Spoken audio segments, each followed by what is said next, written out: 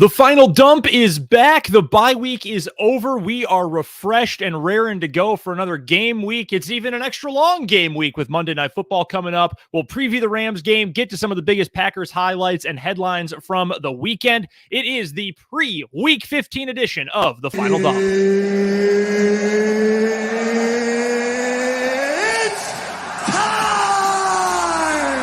News dump. News dump, yay! News dump. I mean, that's kind of a loaded question. It's a landslide! It's The Final Dump, presented by Game On Wisconsin.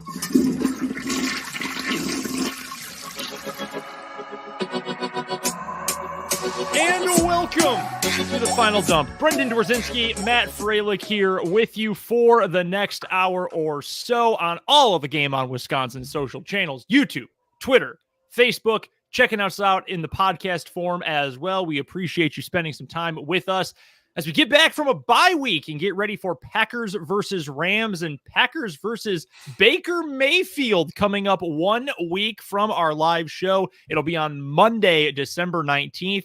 Pretty late in the year for the one Packers Monday night game of the season. We will get to all of that. We will look back on some of the big headlines from around the NFL, specifically the NFC playoff race coming up here in just a matter of moments. And yes, technically, the Packers are still alive for the postseason. It might not look great, but Packers are still alive. So we'll get to the playoff hopes. We'll get to, again, some big headlines. A former Packer had a pretty big game in a pretty notable game from the weekend. It was notable because the Texans totally yacked it away, but Amari Rodgers had a big game. Jordan Love may be looking for greener pastures somewhere. We'll get to all that. We'll look ahead to the Rams game, get you significant to some, a little bit of a very early betting prediction window for you for next week. That's all to come here on The Final Dump. Matt, how did you enjoy the bye week? Did you enjoy not having to worry about a Packers loss on Sunday? It was fun. I had some family stuff going on. Just went back home and had an early Christmas. But yeah, watched a couple of the games. Basically slept for most of the second half of the 1 o'clock games or noon games, and then I watched Sunday Night Football. But ultimately, I felt like I distracted myself more than the previous one where we had the Thursday night game where we talked about that last week, where it was like kind of like a bye week, but ultimately, it was cool. It was fun to relax and watch a bunch of other NFC teams kind of stumble and just kind of a back to the ways of like just a weird NFL Sunday. It felt like we've been a few weeks since that where like some upsets and stuff, but teams not holding up their end of the bargain. But it was solid. Just hung out and I guess what sort of Baker Mayfield we're going to see with the Rams and just kind of thought about it that way. I'm a big Baker fan. We'll get to all this coming up later on in the show. I've always been a big Baker fan. I know he rubs some people the wrong way. Similar, but also different to the guy who replaced him in Cleveland, rubbing people the wrong way. So I would be encouraged if he was able to take the reins and replace Stafford and be the long-term option in LA. I think that'd be cool. I'm also hoping that was a bit of a mirage, the final drive for the Rams to put them over the hapless and completely hilariously improperly coached Las Vegas Raiders. So we'll get to Baker Mayfield coming up later on. It was kind of nice to just kick back and enjoy football. The team I have to cover for my day job, the Chiefs, they gave people quite a scare this weekend, barely beating the Denver Broncos for being up 27-0 over that god-awful offense.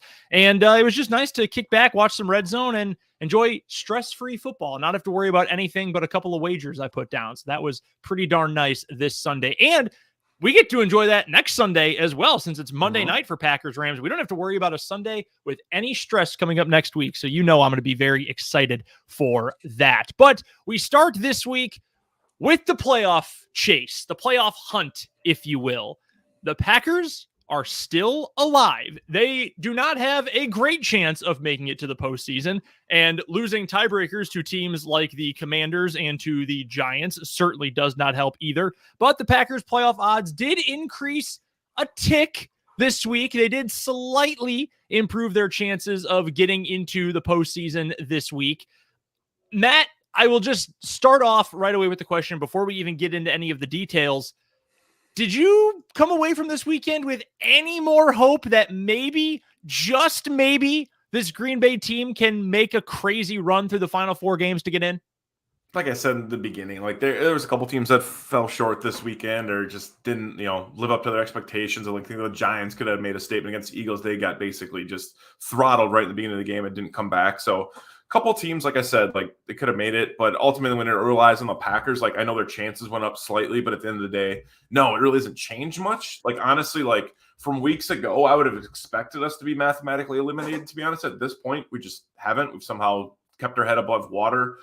Late bye week, like I said, some NFC teams, and then like the Bears win helped. But ultimately, no, it didn't really change my expectations. It lets us push down the road, like, hey, when should they start taking players out? Notably, Aaron Rodgers flip for Love, like that whole conversation. It kind of just extends like, hey, we're still in this. It would be weird to be mathematically eliminated like a month before the season gets done. Like as a Packers fan, I feel like that's very strange to go through. So it's nice to still be playing for something, but no, it hasn't changed my opinions at all because they still have a lot of work to do. They didn't do anything this week. Somehow they sat back, and it's great when you improve your position. You don't have to do anything. But if I really want to go the opposite way, seeing Baker on Thursday Night Football may have actually made it seem worse because it's like, oh, it seemed like the Rams win would be a super easy win, whether they're rolling out with Wofford or I think, who's the other kid that they were going to maybe have to Bryce Perkins. Thank you. And I've been confusing Bryce Perkins with Brock Purdy the last couple of days. And it's like, I've been putting myself in a blender with it. Don't know why, just I have been. Same initials, but that's a super lame reason. But ultimately, yeah, like they probably, I mean, you could make an argument they've gotten worse because it's like, damn, like if Baker can do that, like it seemed like I said, it seemed like an obvious win with how banged up they are. Some bad coaching at the end of the game, like you mentioned, but ultimately you play who you play. But no, it really hasn't changed all that much for me. It's pretty much the same. Nice to see the Minnesota Vikings lose. That was kind of cool.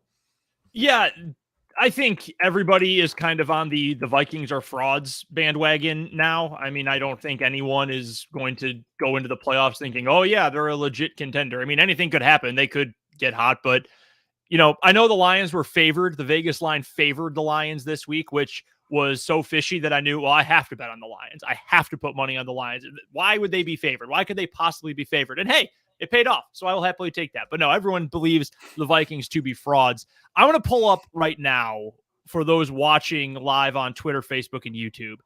This is via ESPN.com, but the playoff picture right now for the Packers, well, really for the entire NFC, but specifically as it pertains to the Packers, they currently sit in what would be 10th place, thanks to a strength of victory tiebreaker over the Carolina Panthers and also owning a tiebreaker over the Falcons for right now. And Falcons, by the way, you want to talk about some interesting news and notes and headlines from the weekend. Sounds like Desmond Ridder is going to take over when they return from their bye week this week. So rest in peace to all of us believers in Marcus Mariota.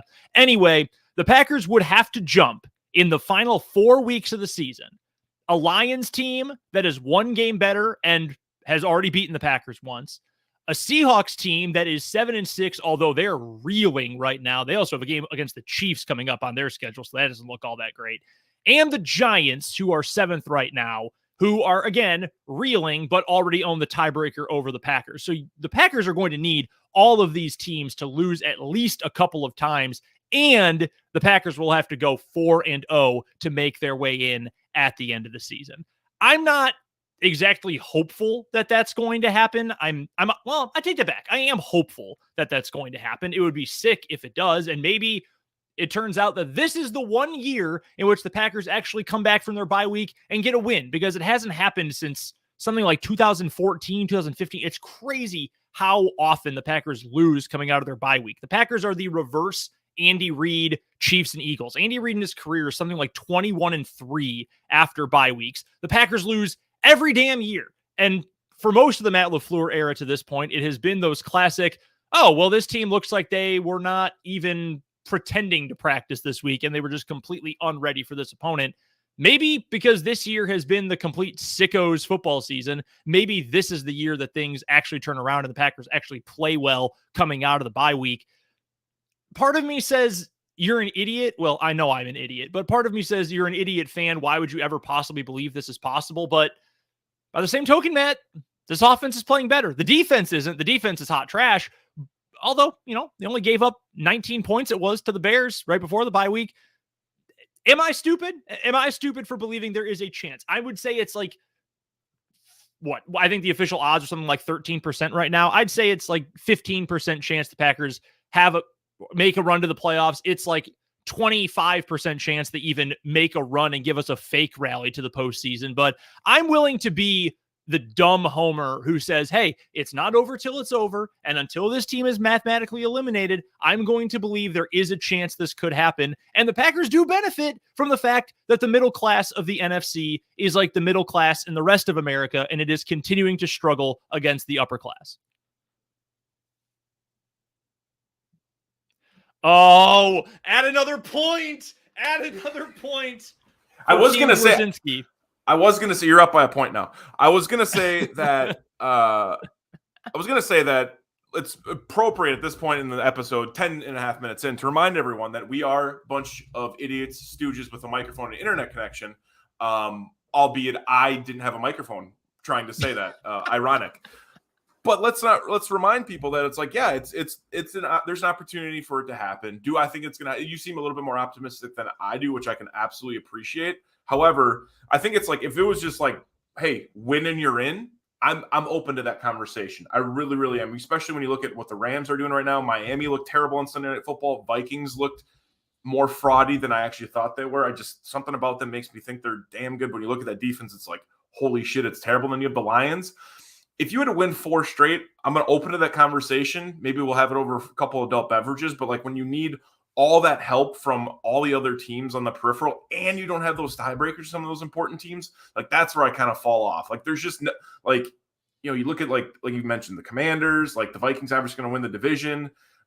Giants, like, potentially you're going to be able to sneak in or keep their head above water to stay in, I should say. I just don't think there's just so much that have to go right. It's all like, because yeah, they could go off on an absolute tear. Rodgers could have 15 touchdowns in the next 4 weeks, 10 touchdowns, something a little bit more realistic at this point in his life. But I just think with all that extra help they need, it's tough for me to think. But hey, like, if they can stay in it until the last 2 games of the season, like, that's going to be good enough for me at this point. Very low bar for me, but I mean, 15%, 13%, like you mentioned, I would be shocked if they make it in. Crazier things have happened. It's just, I don't know if they can get it done with how they've been playing lately, but maybe they'll come out of a bye week for once, like you said, start doing some stuff. Maybe this will be the time that AJ Dillon starts running the rock more. We saw some glimpses of that against the Bears. Like, this is the time for him to break out, but ultimately that defense, I think, is going to kind of let them down more than anything else, just with the injuries and like some of the top end talent, Kenny Clark, Adrian Amos, Jair Alexander, not playing up to how they need to be. But ultimately, it's going to still be fun to watch. Still be something to look at, but I don't think they're making it at this point. Let me throw out this question to you, and I'm ripping this directly from our good pal Alex Strauff and Matt Hamilton as well from ESPN Madison. This was their poll question today on the Rutledge and Hamilton show. And I will read it directly to you. And again, all credit to Alex here and Matt. As a Packers fan, would you rather the Packers win out for a chance at the playoffs or lose out for a better draft pick? And I know we've had similar discussions to this over the last couple of weeks that, you know, tanking versus always wanting to win versus thinking of the future versus thinking of now. I think this is an extra pertinent question because now with only 4 weeks left, there is a very obvious path and we know what it is going to take for the Packers to get to the playoffs. So given that scenario, knowing the relatively, if not completely bleak outlook for the Packers to make the playoffs, where do you stand in that regard, knowing what the schedule looks like the rest of the way for the Packers and knowing the likelihood of actually making it in? I mean, I have to take them winning, like, because like losing is just like, to root for losing is so shitty, and like there's nothing that we've seen from the drafts that would make you be like, oh, if they get in the top 8, we're going to be able to land this prospect from Georgia or Bama or USC. Like, there's not a single player yet. Obviously, it is December that we haven't really busted up my big boards. I know I haven't.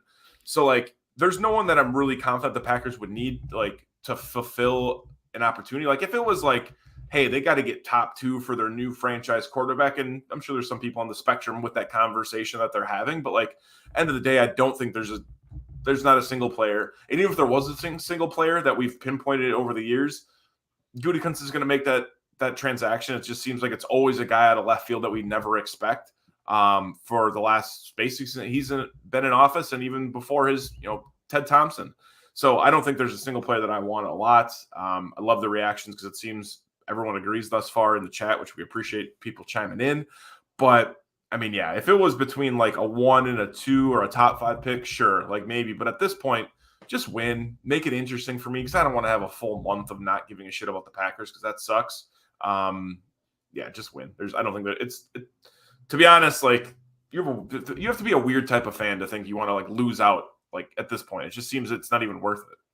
No, I agree with you 100%. I'm glad we're still on the same page about it, because what's the point? Why would you spend all this emotional energy your entire life to talk about how much you want this team to win, anything to win, and then all of a sudden, well, now I want to lose. I like I've said many times on this program, I am not wired to do that. So no, I'm right there with you. I'd rather go down swinging and end up in, with the 16th pick in the draft or whatever, sure, than root for the team to actually suck. And yeah, I mean, that's the thing about the NFL draft too. And you're right. You can throw out a bunch of names. Oh my God. Can you imagine if we got Quentin Johnston from TCU? Yeah. Johnston, excuse me. Yeah. He's a really good player. I love Jordan Addison out of USC. In fact, unintentionally, I'm wearing a USC t-shirt right now. Shout out to Home Field Apparel. But, offensive lineman, Peter Skoronski from Northwestern, Brian Breesy from Clemson, defensive lineman, all these guys. Yeah, that'd be awesome. Packers have plenty of holes. Would love to bring those guys in.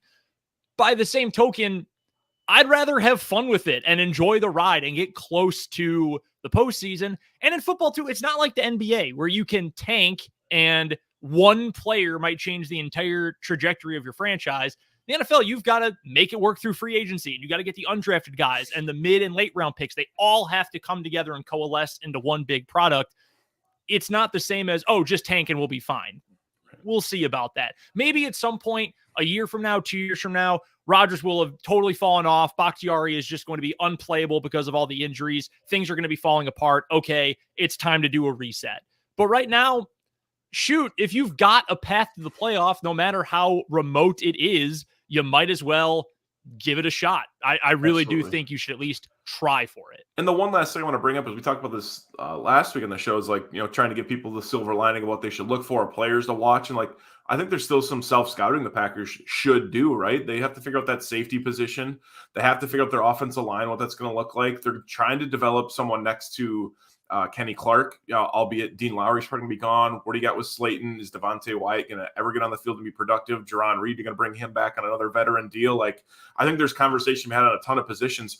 For God's sakes, the receiving core, like I've just completely glazed over that. Like Romeo Doubs coming back, you would think he'd play this week versus the Rams with that extra time off. It seemed like he was going to versus the Bears. Like, you get him and Watson out there. Like, you got to be trying as much as you can to see what you have in these young guys, because that's what you've done. You draft and develop. And whether that's 16-5, wherever, Goody's going to move across that board and snag someone, like I mentioned, that's going to kind of take us all back anyway. So there's no point of moving up even further to make us think we're going to land this absolute stud, like one of the guys you already mentioned. And for him to, I don't know, draft a lineman, a D end of something that yeah.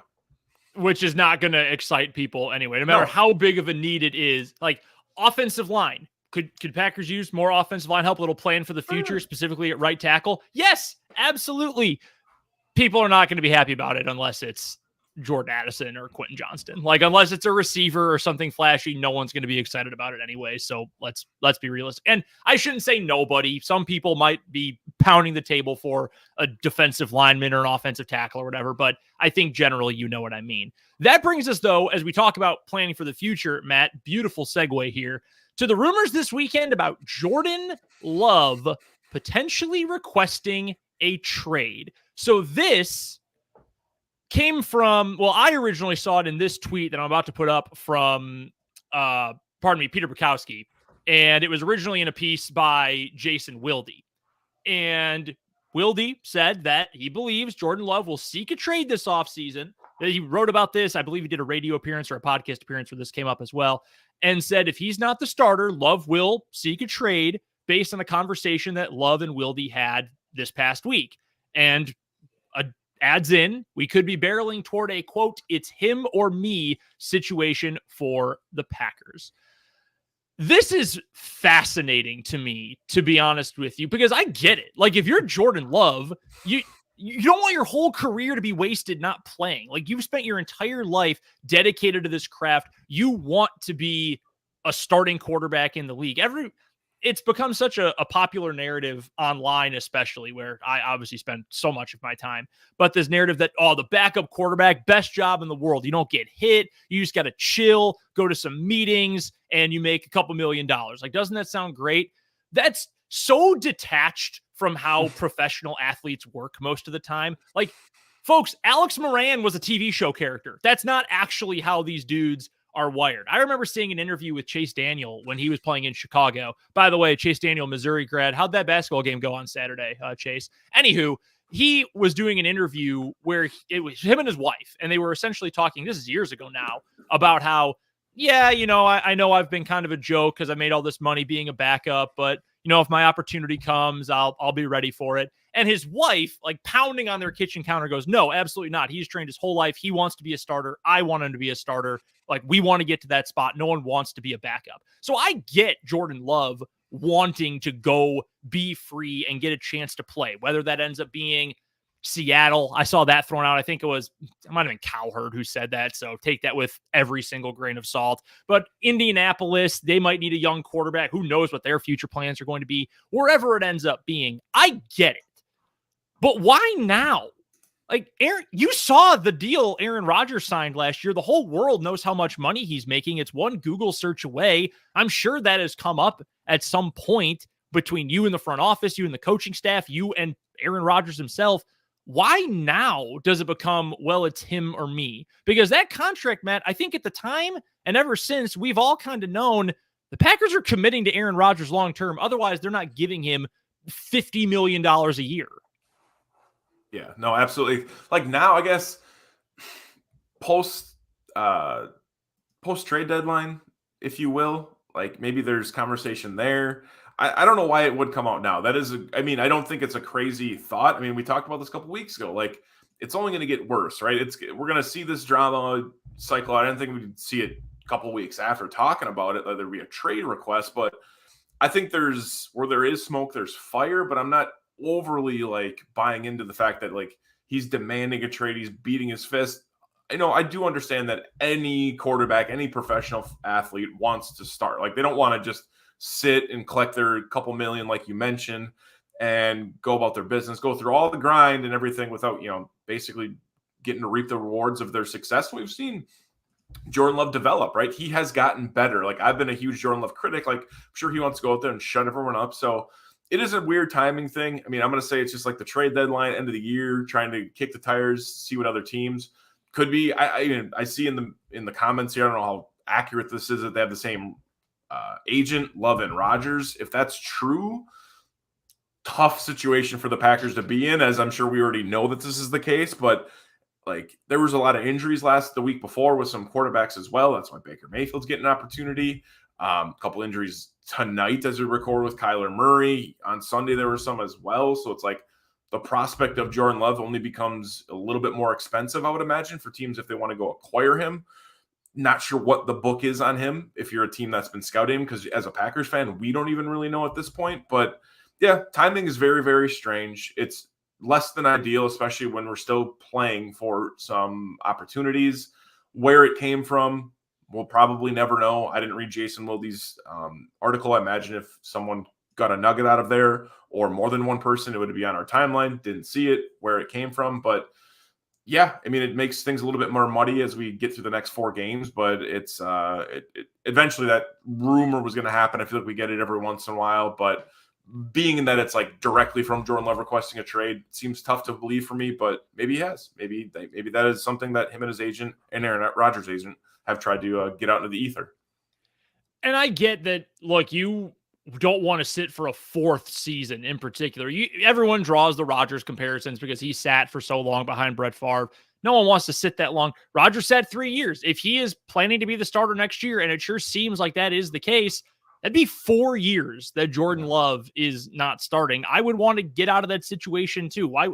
Look at college football now with the transfer portal, and guys can go you might be a backup for 1 season and they say, nah, I'm out of here. Like, that's the era we live in. I get it. And I have no problem with it. Most people say, well, it's the era we live in, like it's a bad thing. No, go get yours, dude. You only have so long to do this and to make a bunch of money and to play football as a career. So go do it while you can. I understand that. Here's the question, though, the twofold question. If this is actually something that is going to be presented to Packers brass by Jordan Love and his camp. One, what would you get for him? What could you reasonably get in exchange for a quarterback who's going into year 4 with very little legitimate experience in an NFL game, 1 start, and a grand total of not even quite 2 full games? Because he played the Chiefs game, he played a lot of the Detroit game, the second half of the Detroit game in 2021, and he came in late. I don't even know, was it for part of the third quarter too, or just the fourth quarter, whatever it was, when he had to come in for Aaron Rodgers when he got hurt on Sunday Night Football against the Eagles this year, plus garbage time and a few blowouts over the last couple of seasons. What is that worth? I know he was a first round pick, but that's old news now. He's not a first round pick now. It's like a new car. You buy a new car and they say it loses half its value as soon as you drive it off the lot. First round picks are worth a first round pick. Guys who once were first round picks rarely are. So I don't know what you'd get for him in the first place. And the other question, Matt, is do the Packers want to trade him? Like, you've got a suitable backup quarterback now. Even if he's never going to be the starter for this team, you've got a guy who knows the system, knows these receivers, is competent enough to be a decent fill-in backup in a pinch. Would you be inclined to move that guy, especially if you decline the 5th-year option, which they will have to pick up or decline this offseason? I think it's a fascinating proposal, potentially, if it's actually going to happen, from Jordan Love. And I actually think it's a pretty fascinating situation from Green Bay's perspective, too. So I'm going to follow. I have 2 pieces here. One, I think you approach it from the Packers side. It's like, why would you trade him regardless? We just talked about how many injuries there were throughout the last couple of days of football. And then you go back to the previous weekend. There was a couple other injuries on that front with the quarterbacks as well. Like, whether or not you think Jordan Love within the organization, whether or not you think Jordan Love is fantastic or he's absolute trash and you're just trying to unload him for a 5th or a 6th round pick, there's still a conversation to be had that you have a comparable guy that's been in the offense for a few seasons, has been mentored by Aaron Rodgers. There's still some continuity there, like, of him wanting to develop. Like, you can't be that far out on him. So I'm going to tell you what I think what do you think the market is for Love right now? I'm going to say a 2nd and a 3rd round pick. Like, is that crazy? Where do you fall when it comes to an asset like Jordan Love? Is that was my second caveat. Like, I think a 2nd and 3rd rounder, I don't know why it just pops in my head. Like, that seems like reasonable compensation. Man, I would love if that was the case. I would seriously, truly love if that was the case. The number that's been, or the round that's been in my mind, has been a 4th. Like, I just don't know Single what 4th. A single, or a 3rd and a 6th, something like that. I don't know. Like, other teams around the league know that the Packers don't have a lot of leverage in this situation. They either trade him to get anything in return, or they have to eat the contract one way or the other. You get the 5th year, you decline the 5th year, and you just let him walk in free agency, probably for not much. You'd get a compensatory pick eventually that'll be 3rd, 4th, 5th rounder, somewhere in there. I don't think the Packers have a whole lot of leverage in this situation. Again, just because we don't know what he is. We don't know what he can be even. He's got potential, but he's getting older. He's not a super young prospect anymore. He's been in the NFL for 3 seasons, and maybe this changes if he plays in the next couple of weeks. Hypothetical, not a hypothetical I want. Packers go and get their brains beaten in a week from Monday Night Football at the end of week 15. They lose to the Rams. The playoff positioning, playoff picture becomes even more dire, if not completely eliminated by that point. If you play Jordan Love, maybe this changes. Maybe he goes absolutely insane, sicko mode, super sane over the last 3 weeks of the season. And okay, now we've got some discussions to have. I do think it'll be Rodgers next year, but maybe there are going to be some discussions to be had. Maybe that's enough to tempt a team, especially a team that maybe has a trigger-happy front office, to trade a 3rd rounder, a 3rd and change, or a 2nd and change, something like, or even just a straight-up 2nd rounder. Hell, that'd be a huge win for the Packers at this point, I think, other than just, having to eat a sunk cost. So I think it's so situationally dependent still. I just don't think the Packers have a lot of leverage in this situation. If they did, if we knew a little bit more of what Love is or was, maybe, or could be even, maybe you'd be able to get a few higher picks. But right now, I think the rest of the league is pretty much saying, nah, man, we're content to let you stew in the mess you made and lie in the bed you made. If you want to give him up, you're not going to get much for him. No, that's fair. I think I just look at it from, it's like an asset of, it is a project play, not even a to get a talent that is potential starting quarterback in the NFL, I think is just like so massive. But I think there's an argument to be had that, like we mentioned earlier, Brock Purdy, like these guys that just like come along, like Colt McCoy, like there's guys that just come around that just end up staying in the league that are journeymen that you can have as a backup, and necessarily you don't need to not even mortgage your future, but even give up partial of your draft picks to go and get a guy that, like, hey, if he was the guy, he'd probably be already starting there. I think that's a pretty reasonable take from you. Also, like, as soon as, like, in negotiating, as soon as the Packers start shopping him around, if that is the case, going on behind closed doors, which I'm sure we'll find out if that is the case later down the road, like, then it's like, oh shit, like they don't think they have something here in negotiation. Like, now the tables have turned. We're gonna lowball you because you have an asset that you are pretty upset you traded up for. We'll get to the Rams game and the implications of that coming up here in just a moment, because we will spend some time looking ahead. It won't just be the hypothetical game on today's show. But I do think, Matt, we should also bring up, because this is one of those, like, of course this happened situations that could only happen in this particular Packers season. Did you by any chance see any of the Cowboys-Texans game on Sunday? I did. I literally was napping a lot on Sunday. I'm talking about a lot. Somehow, some way, saw the highlight of Amari Rodgers scoring the touchdown, and I'm like, number 19. Like, I know they have a bunch of low-end guys for the Texans. Like, they're as talented, as depleted as they're talent-wise. I just can't seem to understand how bad the Texans are. Ultimately, see Amari Rodgers catch this touchdown, I'm like, holy hell! Like, there's no way that's Amari Rodgers. That's a phenomenal catch. And of course, you thought it was a bye week for Packers. It wasn't. They got the Twitter timeline moving a little bit here and there, just to ruffle some feathers.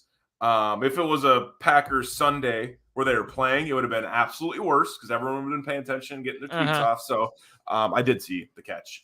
We got stat line from Iowa Joe here too. 57 yards, 4 catches. That seems like more than he ever had with the Packers.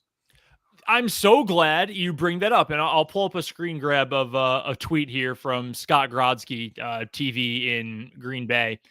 He says, Amari Rodgers played 26 games with the Packers after they took him in the 3rd round, and his touchdown catch for the Texans this weekend was not only his first career touchdown, but also set a new career high for yards in a single game. I will tell you this much. In 10 games for the Packers this season, 10, Amari Rodgers had 4 receptions on 8 targets for 50 yards. That was in 10 games played. In just this week's game for the Houston Texans, Amari Rodgers had 4 catches, 57 yards, and a touchdown.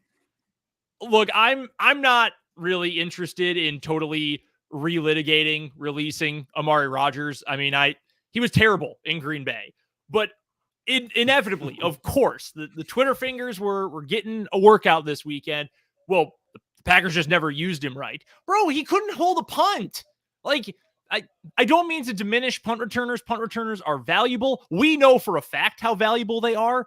That's not generally like a position you draft for, right? That's not usually, man, we got to put a bunch of resources. That's, our 6th receiver did that in college for a couple years. Okay, yeah, he'll go return punts. Like, He couldn't do that. He was totally in his head.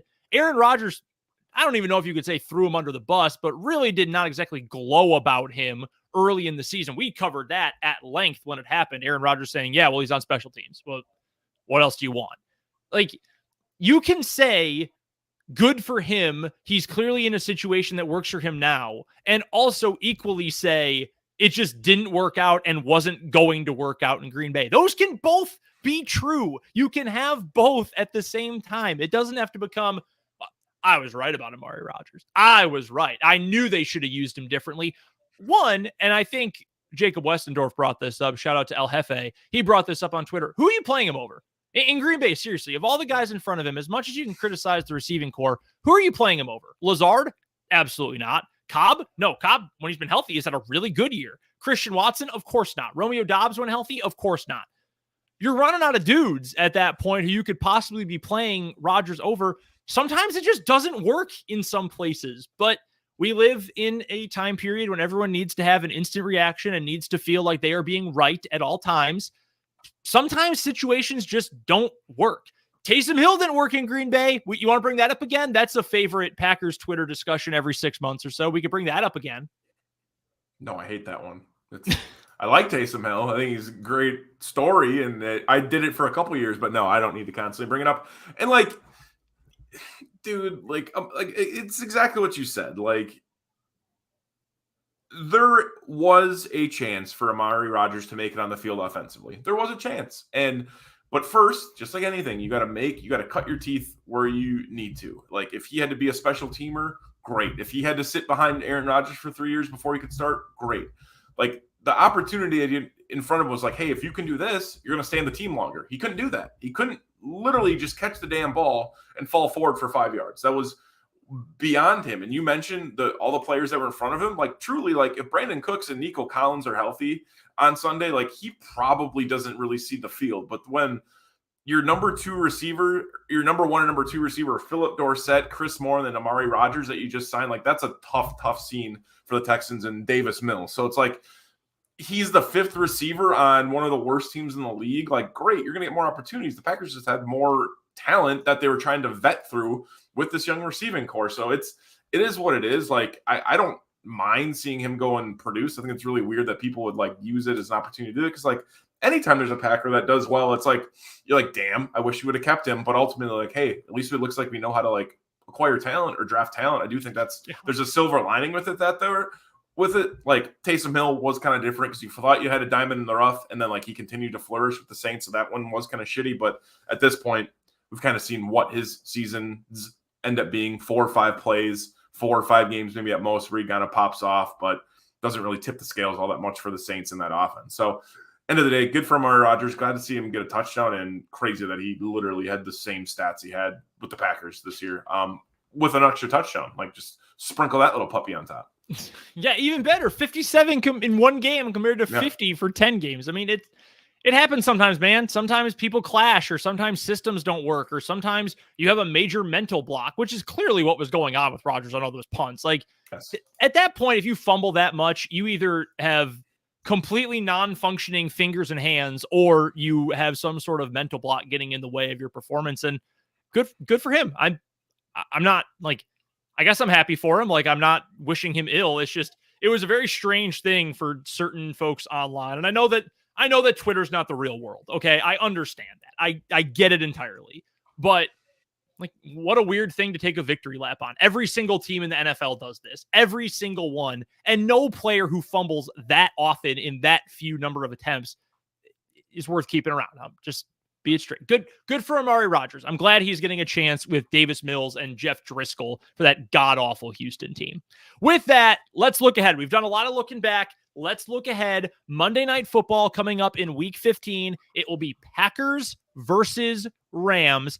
This is not exactly the Super Bowl champions. This is not exactly the greatest show on turf version of the Rams, but it is a team that maybe has a little bit of momentum. They're coming off the win. They signed Baker Mayfield, and 2 days later, they had him come in almost starting. They let John Wolford play, 3 snaps, 3 handoffs, and then they brought Baker Mayfield in, and he did not play especially well. Had a couple decent throws throughout the first 2.5 quarters he played, 3 quarters he played, but then got super red hot at the end of the game, benefited from a couple of just completely brain-dead penalties from the Raiders, and they end up going down the field, winning the game, had a couple of nice throws on that drive, one to Ben Skoranek, one the go-ahead touchdown to Van Jefferson. What do you make of facing Baker Mayfield this week? I imagine it's going to be Baker Mayfield starting. I can't see a scenario in which Sean McVay says, you know what? Back to John Wolford, back to Bryce Perkins. I really don't see that happening after he went out and got Mayfield. There were stories all over Twitter that for years McVay has been a big Mayfield fan, which that's got to feel pretty good if you're Baker Mayfield, that one of the best coaches in the NFL is a big fan of yours. Are you at all worried about this matchup? Is there anything Baker does or could do that would worry you when it comes to matching up with this Packers defense? I was going to wait until the end of the show when we got to this segment, but you mentioned it like early on, so it's great. Like, I am also a Baker Mayfield fan. I love the kid. Like, I love everything about him. I know he rubs, like you said, he rubs some people the wrong way. Because he's an arrogant and undersized white quarterback who just happens to like piss people off. Like, quarterbacks aren't supposed to be as polarizing as he is, and it's like I like to see him ball out. I like to see a guy with swagger, and I don't know. It's going to be tough to kind of root for him this weekend or this on Monday because like he is going to make some plays. Like it's going to happen. Am I worried? A little bit, like because they don't have there's no book on him when it comes to like we have the last time I remember seeing he came off the injury last year, right? Then the Packers played him in that week, like after his 6th week, and he was out with the shoulder, whatever. Like, but that's a completely different offense. This is a Sean McVay offense. They were setting him up pretty solid on Thursday night when you watch the game. Like, I'm a little worried, to be honest. Like, they're playing with house money. They don't really have a ton of weapons, which is pretty tough spot to be in if you are Baker Mayfield. But I do think like there's a path forward with some of those scrappy guys that are doing it. And like our secondary hasn't played that bad. I don't mind seeing Baker Mayfield make a couple plays against us, but they got to slow him down. I just think there's not much to take from the tape that you saw because it was super limited plays. He wasn't asked to do a whole hell of a lot. He was very accurate when he did throw the ball, which was great to see for him. But I mean, even like some of the like Tyler Higbee hasn't done anything for these guys in a long time in this season. Even when Cooper Kupp was available, Allen Robinson was available. They just don't have a lot of talent right now on the offense. So I just think the playmaking ability, which is always what I fall in love with Baker Mayfield, he can make plays at any time with anyone. It seems like that's what we fell in love with when he was a Sooner. So at the end of the day, like, am I worried slightly because there's no script on him yet this year in Sean McVay's offense? But like, he is playing with a half a deck when it comes to that offense. But I don't know. Hopefully he doesn't. I mean, I know he just has that like Taylor Heineke, Brett Favre-esque to him, right? Too, where it's just like you don't know what you're going to get from him. He's going to give you everything he's got. The Packers defense hasn't really lived up to any expectations recently. So that's the weak point, and maybe he can exploit that. Well, and there's the point that I think would worry me the most about Baker is, again, he didn't play for 4 quarters that great of a game against the Raiders. I mean, you look at the box score simply enough, and I know it's more than just the box score. And considering he started, I think it was 4 of 12 passing. After that, he would have gone, if my math is correct here, 18 of his next 23, which is far more efficient. But for the game, 22 of 35, 230 yards. That's just over 6.5 yards an attempt, 1 touchdown, no picks, got sacked 4 times, had a QBR under 60. His passer rating was just a tick over 91. It was fine overall. The end of the game was tremendous. It was fantastic. For most of the game, though, the Rams sucked. Like, they had 3 points for the vast majority of the game, got the 1 touchdown late, got the ball back, and again, got some assistance from the absolute, pardon the crass language, the Raiders are dog shit. And their coach is a moron. They're terribly coached. They're not disciplined. Their quarterback gets, I don't know, he's both simultaneously the most overrated and most underrated quarterback in the league, probably, because people either will like go to the death to defend Derek Carr, or they will say, no, he's actually the worst quarterback who's ever played professional football. It's very polarizing and very odd. But they got an assist. It worked out in the end. And in the end, as much as we can talk about process versus results, when you stink as bad as the Rams have stunk all year long, you will take any sort of positive sign, especially since you don't get your own draft pick. They don't have their draft pick. It's going to the Lions this year. So you have no problem winning these games late in the year.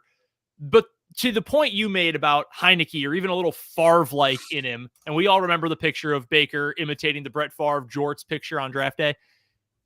The Rams have nothing to lose. Like, again, they don't have a draft pick to even play for. So there's no reason to tank for a first-round pick. They've got nothing to lose. And if you're Baker Mayfield, you are now on your 3rd team in the last, 6 months at this point? Even less than 6 months at this point? I don't remember when he was eventually sent to Carolina. But he was cast off from Cleveland. Unfairly, I might add, in my personal opinion, but he was cast off from Cleveland. It didn't work out in Carolina. Matt Rule clearly had no idea what was going on. And now, I mean, this is maybe his last chance to try to say, hey, look, I can be a starting quarterback in this league. He's going to go balls to the wall. He's going to know Van Jefferson's name this week. Maybe that's going to help him complete a few more passes. He's going to know who Ben Skoranek is. Who's wearing 18? Oh, Ben Skoranek, apparently. Sure. That might actually help him. So that's my biggest concern with facing the Rams offense is they've got nothing to lose. They might just go completely buck wild, try to prove both Baker and Sean McVay, hey, this guy might be a future starter for us, depending on what happens with Matt Stafford. And maybe that, it's facing the cornered animal in a fight. You never want to face a cornered animal. You never want to face a crazy person because they've got nothing to lose. That's sort of the position that the Rams and Baker Mayfield are in right now. Now, that being said, their offense has been awful all year, even with Matt Stafford, who has been bad all year before the injuries and including the injuries. And their offensive line is basura. It is so bad. And it has been rotating through so many different dudes, any amount of consistency the rest of the way, and they still will have a historically inconsistent offensive line. Granted, the Packers defense, like you said, has also been bad. But if, the Rams are going to say, hey, we can go all in. Baker can go all in, give it our all. Let's see what happens. The Packers can essentially do the same thing and say, hey, we have a very slim chance of going to the playoffs. We might as well empty the clip here too. So that, I think, is the neutralizing factor against that Rams offense. 100%. They talked, the Rams have been on quite a few, primetime games this year. And early on, it was very evident that with Whitworth being gone, they lost their guard to the Carolina Panthers as well in free agency. It's been a tough go for just that offense, I think, because of that. And they lost, essentially 2 quarterbacks because of, not directly attributed to that offensive line. But at the end of the day, they're not keeping their passer, up. And it's just, that was also evident on Thursday.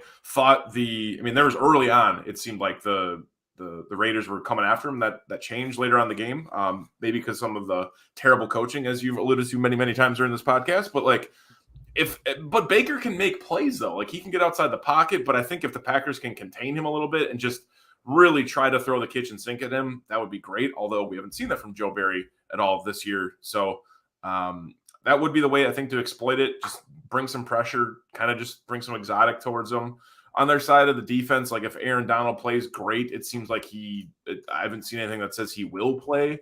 They still have Jalen Ramsey, etc. But Aaron Donald's an absolute game wrecker, as we know. So we'll come to find out as the week progresses. But that's going to be the main one as far as the injury report for at least the Rams. To see maybe, like you said, if Wolford, they put him in over Baker, which I don't see that happening. That's the big one you're kind of just checking because that can dictate how this game goes, whether it's positively for the Packers or positively for the Rams. It's kind of going to depend if 99's able to play. One quick point I want to make about the Packer defense matching up with the Rams, and this comes from David in the YouTube comments, the Game on Wisconsin YouTube comments, and appreciate everyone who's chimed in over the course of the show today. This Packers defense is not good. There are a lot of really good defenses in the NFL. Bad teams with good defenses, good teams with good defenses. This has kind of been the year of defense in the NFL. That's kind of been a difference maker. Look all around the league. The 49ers are playing Brock Purdy out there. They might have to start Josh Johnson. I had that game on mute on Sunday. I didn't realize he came out of the game, Purdy did, because he was hurt. I thought they just benched him because they were blowing out. I did too, actually. I didn't know that. Yeah, I had no idea until Monday afternoon. Oh, he had an oblique strain? News to me. They might have to start Josh Johnson on Thursday night. They still will probably win because that defense and defensive coordinator DeMeco Ryans are just so nasty together. Cowboys, obviously good defense. The Eagles are playing really well defensively. You look in the AFC, the Bengals, Joe Burrow is playing like an MVP candidate, but also their defense, specifically their pass defense, has been incredible. So no, the Packers defense is nowhere near any of that. It's still a bad unit and will be a bad unit no matter when this season ends, all the way through the very end. But you just need to make enough plays. And when you get to this point, and again, you are saying whatever it takes to win, let's go try to win. All you need is enough plays. You don't need to be great. You just need to come up with the plays at the right moment. So maybe that is what you can hang your hat on and the hope that you can cling to here at the very end. As for the Packer offense versus the Rams defense, though, Matt, like you were talking about there, that's the part that concerns me more because the Rams still have plenty of talent defensively. And as much as Packers fans love to roast Jalen Ramsey, one, because he's still really good, but probably a little bit overrated at this point, probably a little bit more name than production by now. He's still a very good player. They've got talent in their secondary. They do have talent up front, even though it is clearly diminished if Aaron Donald's not out there. The Packers offense has been on the uptick, slowly but surely. It has started to come into its own a little bit. Having Christian Watson go nuts, obviously, is a big benefit for that, or a major contributor to that. I think that's the proper way to phrase that sentence. That is the matchup, though, that would concern me a little bit more, because that is still a stingy Rams defense with a good veteran defensive coordinator in Raheem Morris. If the Packers can play like they played against Chicago, specifically in the second half against Chicago, really after the Watson touchdown, I think that was late second quarter, if they play like they did after that moment, I think they're going to be fine against the Rams defense. But if they hit a snag like some of those midseason games, it might be difficult, and it might really be an ugly, low-scoring kind of game. And that brings us, speaking of low scoring, to this week's edition of Significant to Some. It is an extra early betting preview for the upcoming Packers game because it's a Monday night, and we do our show on Monday. So it's an extra day when this line could change and more money could come in one way or the other.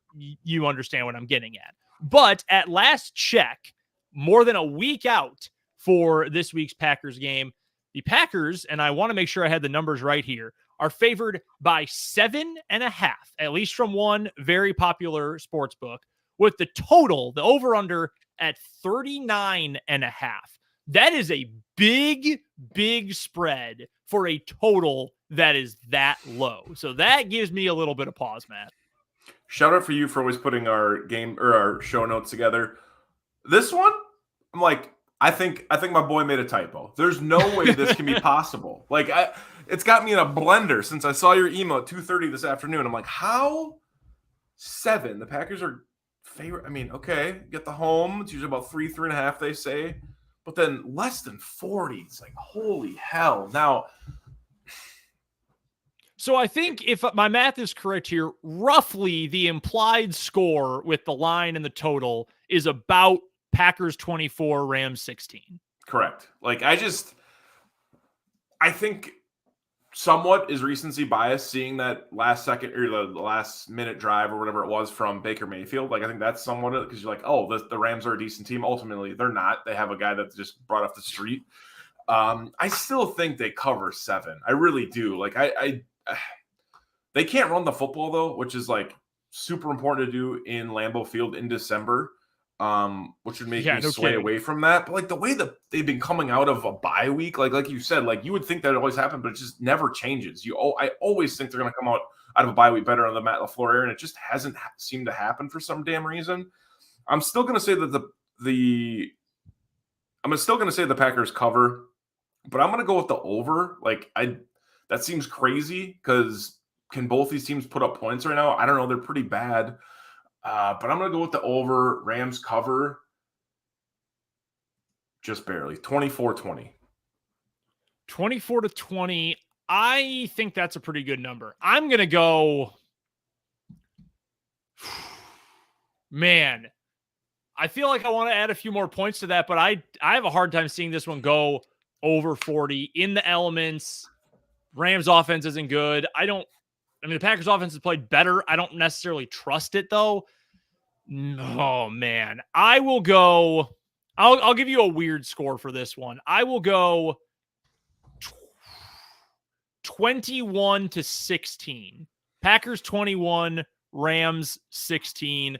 I don't think the Packers defense is that much worse than the Raiders. The Raiders don't have a good defense either. I mean, they've got decent pass rushers, but their defense isn't any good either. And the Rams were only able to muster 17 points against them and really only 3 for most of the game. That being said, their quarterback had been with the team for 2 days going into last Thursday night. He will obviously have a little more familiarity with his teammates, with the playbook, and with Sean McVay by game time in week 15. I'll say it's low scoring, so I'll take the under, and I will say the Rams cover it, but I do like the Packers to win outright. 21-16. That's just too many points for that low of a score. I don't think this is going to be a blowout. I don't think the Packers are going to cruise to a win by any means. So I'll say it's relatively close, but I'm with you. I do think the Rams cover that 7.5 point spread. We're all refreshed after a bye week, but we are looking forward to the return of Packers football. Obviously, we are not going to be here for the Final Dump live coming up on Monday next week because the Packers play on Monday Night Football next week. And not to put ourselves down, but I think you would much rather be watching the Green Bay Packers and the Los Angeles Rams than watching myself and Matt. But we, of course, will be on social media reacting to all of it. You can follow Matt on Twitter. You know the place, at Matt_FRA_. I'm at Brendan DZW. And, of course, follow Game On Wisconsin all across your social media channels, Instagram, Twitter, Facebook, YouTube. You might even be watching on YouTube right now, in which case we appreciate you quite a great deal. Matt, it was nice to get a little bit of a recharge. And again, like I said earlier in the show, I'm willing to be the dumb idiot over the top homer and say there's still a chance. You got to believe there is still a chance. And I will ride that until I get bucked off, probably in painful fashion. Yeah. If they keep winning, there's still a chance somewhat, but need some help. But they got to win. They got to just keep winning. And let's just continue to see the talent we have and let's just keep striving. So go Pack, go. And we'll see what happens. Damn. Baker coming in. This game is just so crazy from where we could have previewed it in the beginning of the year till now. It's just where the teams have gone, but ultimately they play the game. So we'll see what happens. Yeah, summertime. Could this be an NFC Championship game preview? Yes. No, this could be a top 10 pick preview for the Green Bay Packers, depending on how this game goes.